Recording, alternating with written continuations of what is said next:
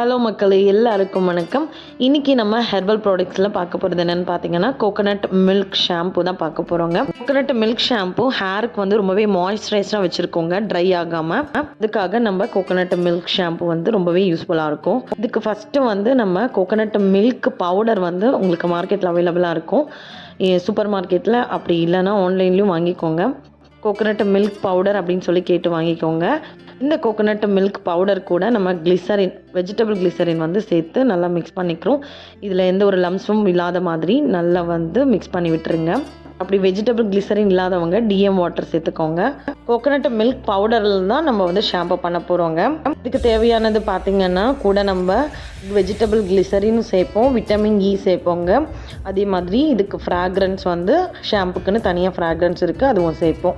இதுக்கு தேவையாக இருக்கிற ஃபஸ்ட்டு பேஸ் வந்து நம்ம சேர்த்துருக்கோம். இதுக்குன்னு பேர்ல் பேஸ் தான் நான் எடுத்திருக்கேன் இன்றைக்கி. இந்த ஷாம்பு பேஸ் கூட நம்ம ரெடி பண்ணி வச்சுருந்த மில்க் பவுடரை, கோகோனட் மில்க் பவுடரை சேர்க்குறோங்க.